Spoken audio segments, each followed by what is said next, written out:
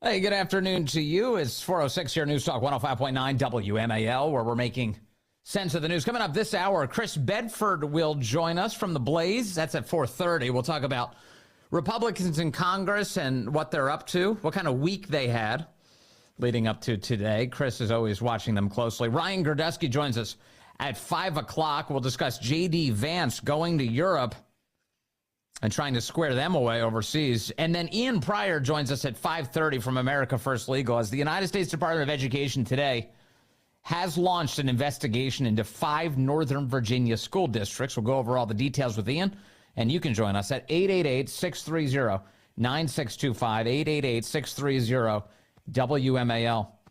That JD Vance speech today, very good, very, very good, as he really just laced into Europeans for trampling all over the civil liberties of their people and for allowing their borders to be kicked wide open so that all sorts of people can come into their countries, including people who have committed some very heinous attacks on the citizens of Europe. And JD saying, you've got to get control of all of this and you have to respect voters. This is not a speech that the globalist left enjoyed at all. That includes right here in the United States, CNN's Dana Bash and David Chalian were not enthused. They were really grumpy about the speech today. Take a listen. Let's first just kind of really talk about the JD Vance speech. I'm going to talk more broadly, as I did with Alex, about Ukraine and Russia. But the idea that he said, and I just want to quote it back, what we played at the top of the show, you can't force people what to think, what to feel, or what to believe. Right. Where do we start? Let's start, David Chalian, with the fact that the Associated Press has now been banned from multiple events at the White House because they don't think their journalistic standards should be to outright change the Gulf of Mexico to the Gulf of America. Well, the AP doesn't get to decide what the body of water is called. Mention it, but they don't do it. So, I don't know. It looks like that's a news outlet. A news outlet that has international audiences. Correct. And staging a political protest against the president of the United States, and therefore has the same access to the Oval Office as most of us, which is right now none. Other countries don't recognize the president's executive order. As you said, they reference it. And now, but I'm just going to name a couple more because that's definitely not the only one. Do tell, Dana. There was an executive order ending the radical indoctrination of K-12 schooling, demanding patriotic education. Don't know what that means. It sounds like that's something that they're telling people. She's never had a patriotic feeling in her life. She can't even identify with that. What to think. Never mind the executive order talking about websites and internal documents not have specific words that are associated with DEI. Racial bigotry. When they took over the Kennedy Center this week, that President alleged there would be no longer a anti-American agenda or propaganda, and the list goes on and on. Now, these are government institutions. The people just elected a president of the United States to manage them. JD Vance wanted to be a provocateur. We know that he did this for a reason, so that we would start talking about it, and he wanted to make a point. Yeah, that's what it was. It was a publicity stunt. What a stupid bit of analysis. But we can't let irony just continue to die on the vine.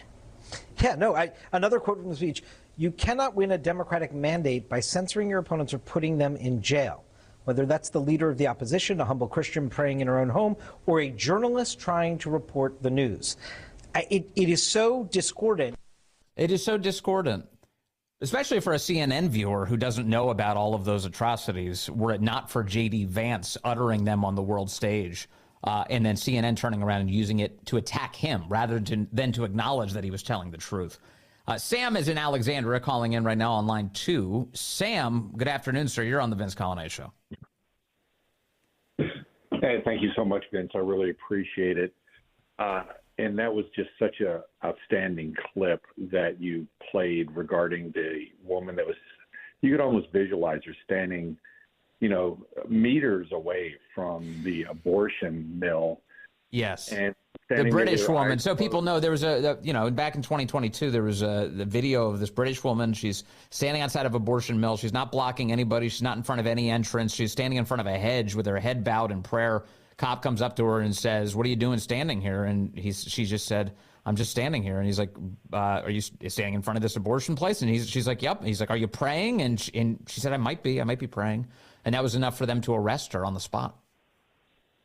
Yeah, praying in my head, I think, is exactly what she said. Yeah. And, for all of us, as atrocious as some of these attacks, like the truck attacks and people running over other people, as atrocious as that is, think about that. Number one, politicians wrote a law, and a police officer, actually confronted her and arrested her for at least two of the amendments that we can think of. Freedom of expression, freedom of religion and beliefs. And you got to think,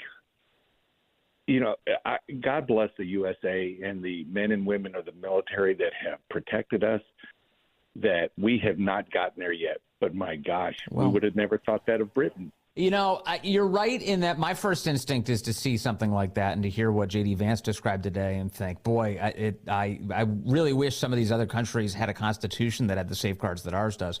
But we'd be remiss in not acknowledging the efforts to encroach on that pretty aggressively here in this country, too. So if you're a pro-life person who sings church hymns outside of an abortion mill in the United States, under the Biden administration, you could be arrested and charged for that. There's like old women in wheelchairs who were being arrested and charged for that very thing.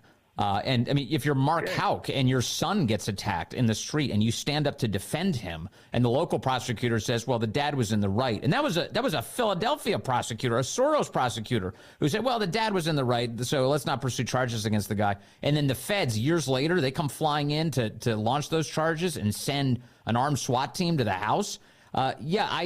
Look, I'm with you entirely. I think that I wish more people were protected by the same protections that we find in our Constitution. But boy, in the United States, there's been a real effort to encroach upon those protections.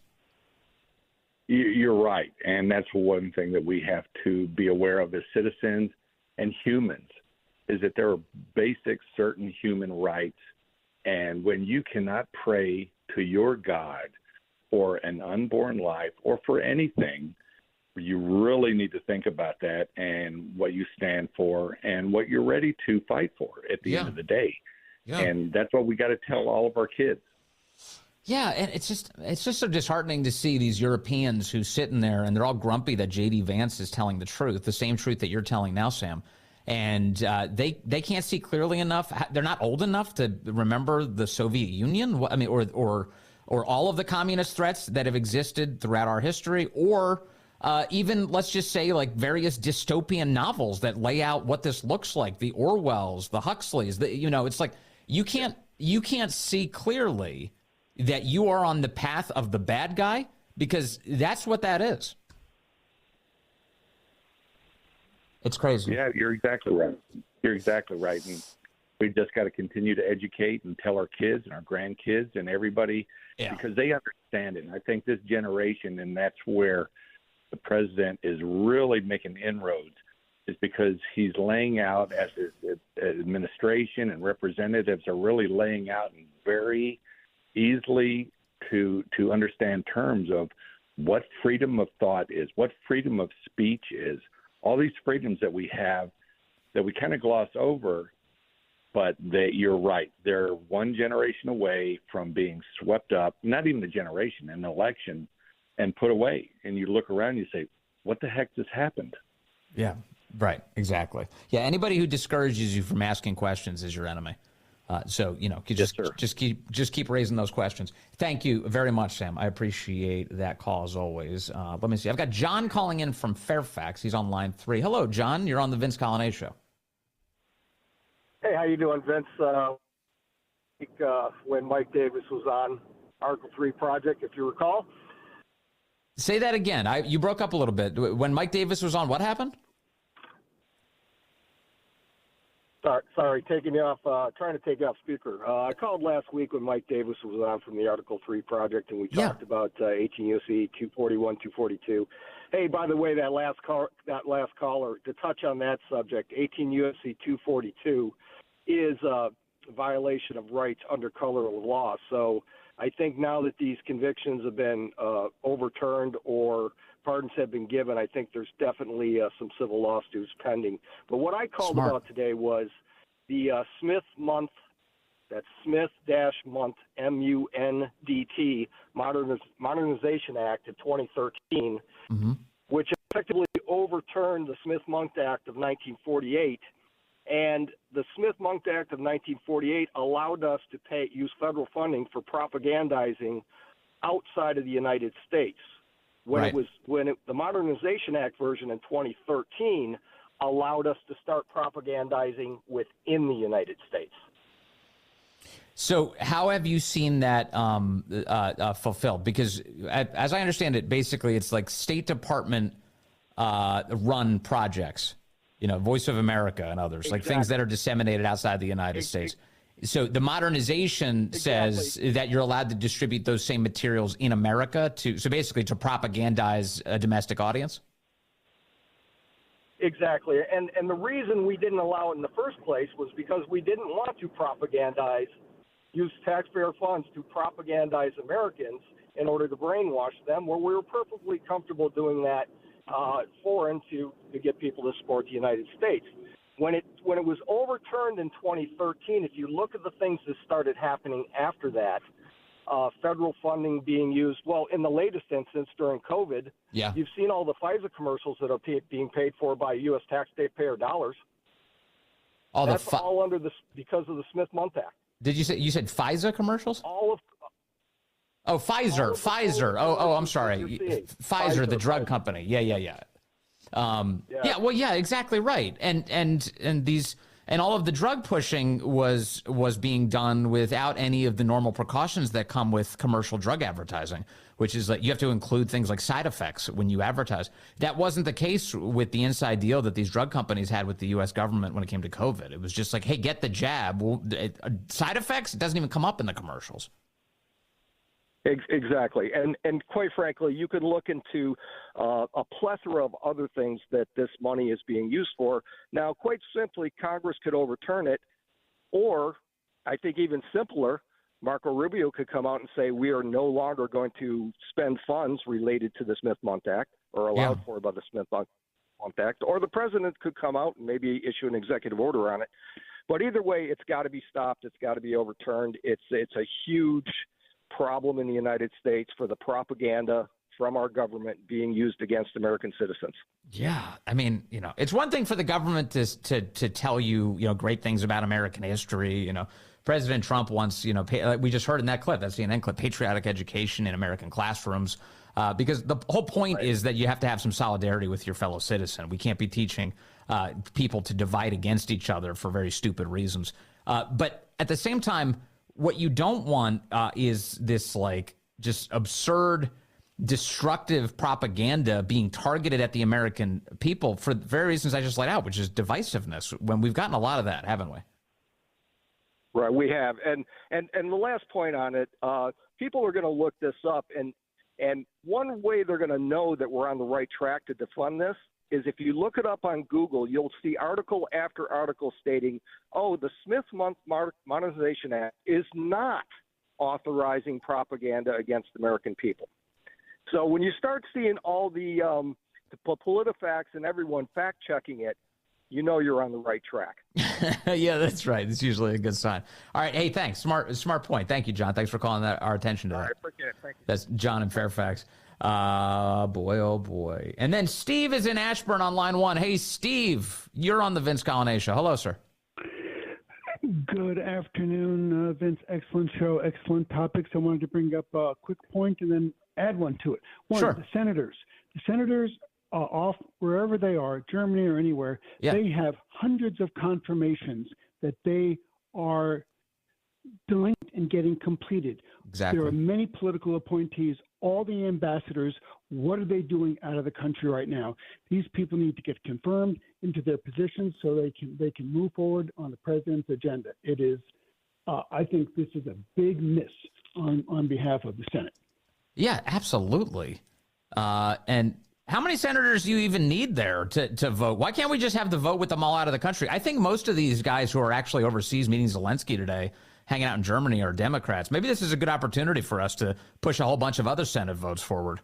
Let John Thune just kind of take over. But you're right. These guys have decided to skip town exactly at the moment when we need people voting. We need to get these nominees through. And Kash Patel is really the headline guy, but there's a lot of them, as you mentioned, who have been nominated and not yet confirmed. But we have to wait. We could have a Kash Patel confirmation today. We don't, because these senators decided to go on a German vacation. Exactly. And the second point quickly with JD Vance, he has now called out Europe for what they're doing, which is essentially committing cultural suicide. Europe was built over centuries, stable, orderly society. The people that they have let in have overturned what that continent has developed over a long period of time. I know I lived over there in several countries for about 8 years, and they are overturning themselves. And for what good? For what end? What is the benefit? What is the measure that they are trying to achieve that they didn't have? And they're going to turn around one of these days, and it'll be too late. Yeah. Well, I mean, their whole project is we need to erase borders and erase nationality, erase sovereignty, and introduce chaos. We need to exploit as much cheap labor as we can. The people who are running these global organizations are not doing it to the benefit of the people who live on this planet. It's for themselves only. That's exactly right. I want Germany to be German, France to be French, Spain to be Spanish, Italy to be Italian, not some big soup, sure, some big bouillabaisse. Yes, that's French. That doesn't help any of us in the long run, and it really doesn't even help the people who are going there, because it just makes everything. There is no definition. It's like we need to have some objective realities, and this is erasing the objective reality of what it means to be any of those countries, any of those languages, cultures, or what. It's all. Yeah. Exactly right. At every level of governance, from your house all the way up to your national leader, you have to have some shared sense of purpose. Otherwise, you get chaos, which is what we're seeing a lot of.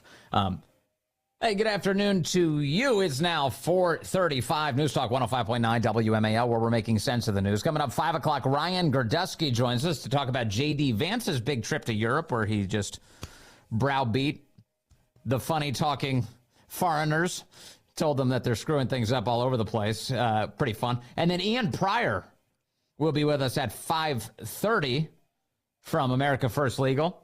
He'll talk to us about the United States Department of Education announcing investigations today into 5 Northern Virginia school districts.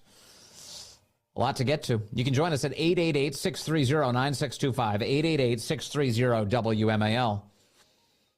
Yes, United States senators are annoying me today, which means it's a weekday, because many of them are right now overseas hanging out with Vladimir Zelensky. Lindsey Graham looks positively giddy as he's meeting with his buddy again, his old pal. And they're not doing the business of the American people back in the United States Senate. But my next guest does say that there is some cause for hope, that this week wasn't entirely wasted by the Republicans who you and I elected into office. Joining us now is Chris Bedford. He's the senior politics editor and D.C. correspondent for TheBlaze. Chris, good to have you back with us, sir. It's great to be here, Vince. Okay, so yes, they're overseas, some of them are, but you do think that Republicans did have a decent week in the Congress. Tell us why. You know, and to your point, I feel so strange being introduced this way. And I got a text this morning from a longtime McCarthy aide in response to my newsletter that said, that's a particularly rosy newsletter from Chris Bedford. He didn't think he usually read much happy news from me. But, you know, I actually think that it was a good week. And, you know, there's always, of course, the confirmations, which are moving actually at a great clip, except for Kash Patel, who got pushed aside. So congressmen and senators particularly could go play field trip in Germany. Mm-hmm. But Monday morning at sunrise, there was not a single budget proposal out there. Everybody kept on arguing about the rules. It reminded me of a bunch of school kids just saying, well, spending the whole of recess talking about what the rules of the game would be. And then the Freedom Caucus Monday afternoon just kicked the ball and said, you know what, we're doing it. We're starting the game right now. Enough with this stuff. Recess is almost over. We're coming up against the deadline. And they shot it out. Rebecca Zelko at TheBlaze reported that out.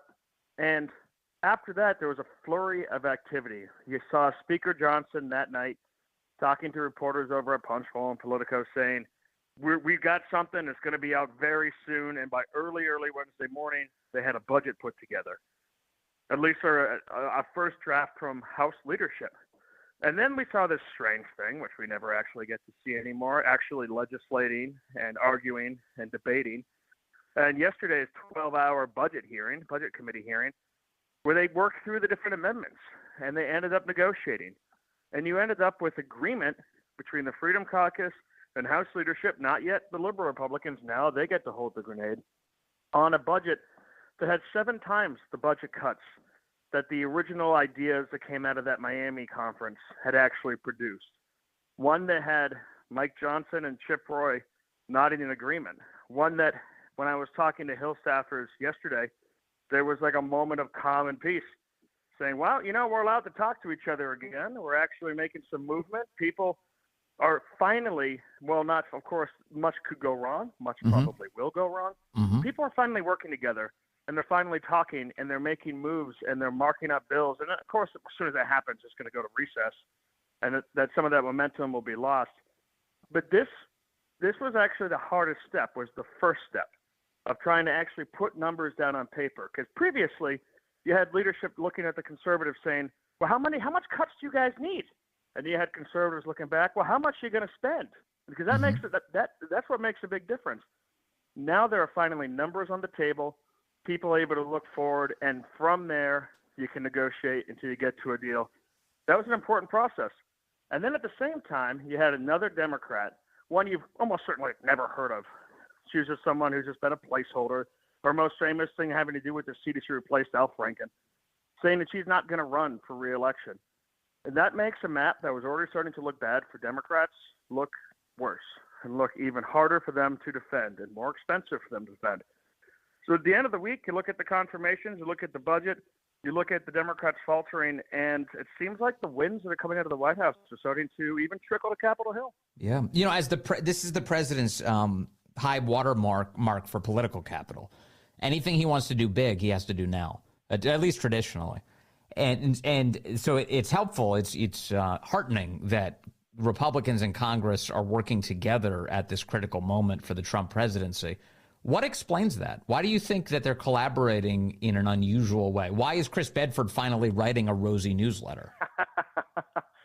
Well, I think the conservatives are feeling like they've got the wind at their back.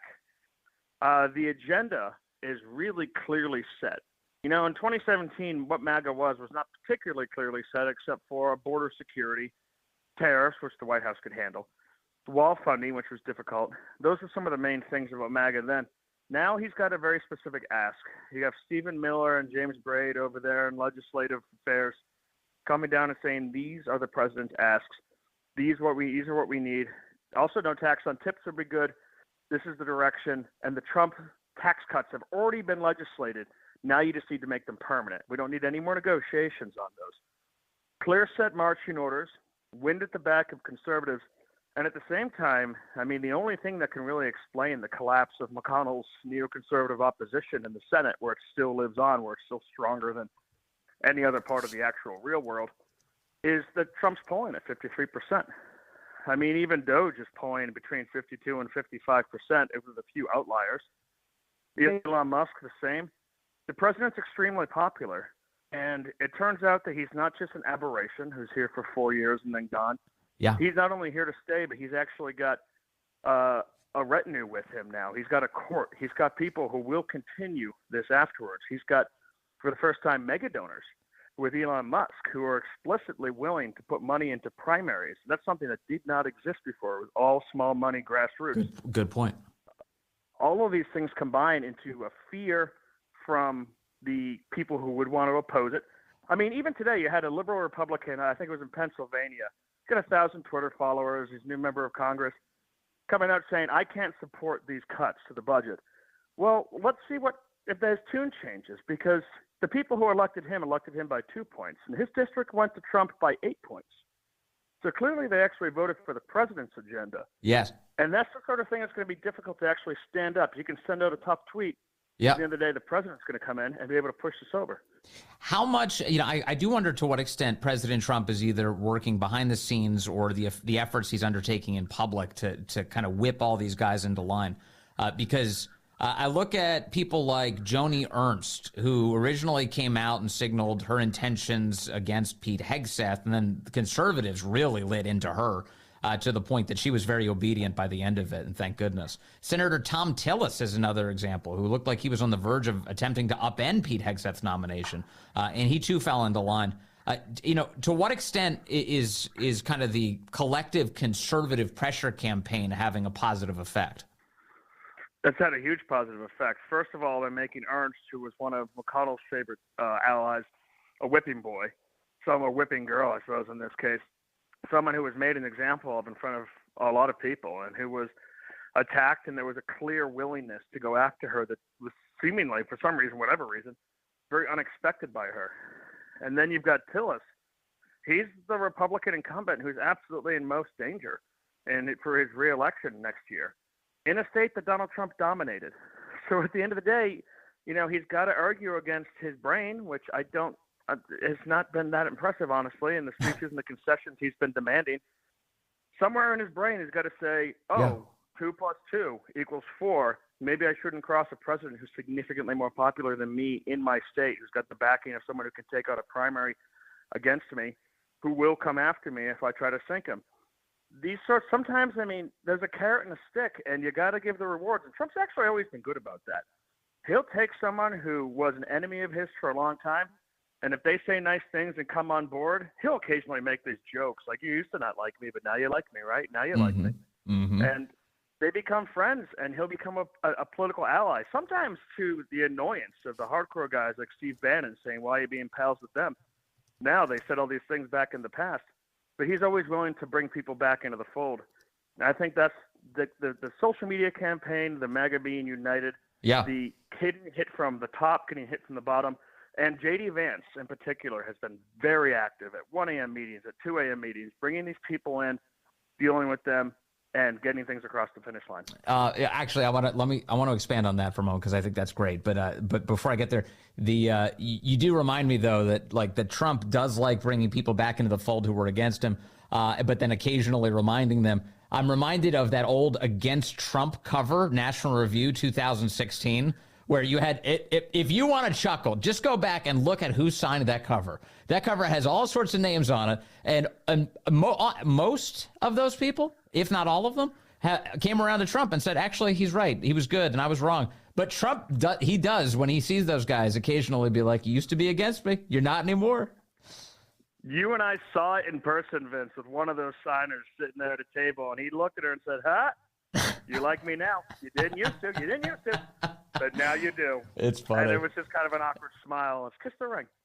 It's the best. It's so funny to me. Okay, so JD Vance is fresh out of the United States Senate. He's now part of the White House. He's done some tie-breaking votes when necessary. I guess the question is, I keep hearing rumors that he really is working aggressively to advance all of these nominees in the Senate. What is the role that he's playing? So if you look at as soon as JD Vance came to Capitol Hill, it was very clear he was not going to be a Tina Smith, that senator who just resigned. He was going to be someone who was known, and sometimes that led to fights. He had a rather public spat with Senator Ted Cruz, who, of course, felt like, I'm the senior guy. I've been here forever. Who are you to be fighting with me over this train bill in public? He was willing to have sharp elbows, and he was also working really hard. His staff were working 7 days a week, 12 hours a day. You can ask their wives and husbands about how difficult it was to keep the families going and the kids all going to school with the work schedules these guys were doing. Yeah. And he not only has brought all of those staff with him, either to the White House or the vice presidency, but he's maintained that kind of frenetic schedule and that real just work ethic. I guess the work ethic that got him from a kid, if you read one of the millions who've read his biography, from Appalachia to the elite schools to the vice presidency with a stop off making money in business and writing a best-selling book. That's a work ethic. These aren't ghost written. This is real ambition on behalf of the vice president, and at the same time willing to go into talk to the New York Times and talk to senators and forge these deals. Yes. As someone who's got trust and someone who's got an understanding of the legislative process because he's been learning it. Yes. And we see that today in Munich, his willingness to go in and speak truth to people, but at the same time also offer negotiations. You saw someone who's been a vociferous opponent of the Ukraine war. I think the most eloquent opponent of the Ukraine war that we have in the United States, saying we'll put troops on the ground if we need to, because that's part of negotiation. That's a willingness to go outside of his comfort zone to try to make sure people come to the table. He's a generational political talent. And to see Donald Trump, who's an epoch-defining political talent, with JD Vance in the same White House is a formidable team. Yeah, it's amazing. He's got JD Vance has a great skill set and complements Trump really well. So Mitch McConnell, you mentioned before that he still has some power in the United States Senate. He's still in the United States Senate. But one of the things I've noticed is this week and in the past few weeks, he's like, in some cases, the only holdout who's voting against President Trump's nominees. And he's doing it theatrically. He's releasing whiny statements about why he can't support Tulsi Gabbard, that kind of thing. But I'm curious if you are detecting any sort of meaningful difference between McConnell and John Thune, who now runs the Senate. Because I was thinking today that,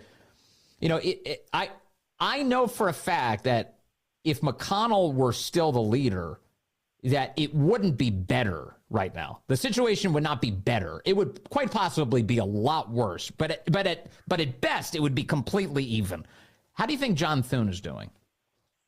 And, I've seen McConnell's power really wane faster than I expected, because I think he spent his capital on someone who was so good at making other people do his bidding for him, now has to do it himself. And it's just an old man throwing two middle fingers in the air and giving a protest vote. Someone who ought to have retired, and he's losing relevancy. He's losing power because of it. But he always had the attitude that, he came in when Reagan was president. He's been around a long time. He became into leadership when George W. Bush was president. He's defined really by those years. Donald Trump to him is an usurper, someone who does not belong in Washington, someone who he must protect his foreign policy and his ideas in Washington from. So he has a very different attitude about this from John Thune. Now, John Thune came up under McConnell, was a close ally of McConnell, shares a lot of staff with McConnell, often deferred to McConnell on matters of policy, on fundraising, on suggestions. But he's someone who understands, therefore, by the grace of Trump, essentially, politically, go I. And he needs to be close with this president. He's been shown a complete and total willingness to work on the president for his agenda, get it across. He's shown that in the way he's pushed the budget so far, the way he's trying to solidify the gains that Doge has made and changes the federal government. He's been a loyal friend of Donald Trump, and he kind of represents I wouldn't say someone like JD Vance, who came to the U.S. Senate looking to change things with a populist nationalist agenda, but just as good as a principled conservative as an unprincipled politician, someone who's willing to just work with who's in charge to get things done. And I think Thune has happily surprised me thus far. Of course, these are glory days. You don't really know who your friends and your enemies are until it starts to get a little darker out. No, that's true. And there are certain politicians who are entirely loyal to the alpha, whoever it is in their life. And so maybe Thune was doing that with McConnell. Now that McConnell's not the guy anymore, Trump definitely is. And also, one other thing to remember about Trump's relationship with Thune, Trump sat out the Senate leadership race, and that was to Thune's benefit. Trump just decided, he said, I'll let you guys handle it. He didn't have to do that. He could have come out and said that he would support Rick Scott. He was endorsing him. Everyone else should get out of the way. He didn't do that. Thune's there thanks to Donald Trump, and he would do well to remember that. He probably does. He does, and that was a wise fight for Trump to sit out, because when you can't hold people accountable because you've got a secret vote, well, then that's how you end up getting an accidental loss. And then that aura of invincibility, it gets fierce. Yeah, no, big time. All right, hey, as always, the great Chris Bedford with finally a rosy newsletter in TheBlaze. You can get it every day. Thanks, Chris. Good to talk to you, sir. All right, coming up on the program, we're going to talk about what the Democrats are up to, definitely, and especially what JD Vance is up to today as the vice president heads to Europe and tells them they better get their act together and quickly. Ryan Girdusky reacts to an important speech from the vice president of the United States.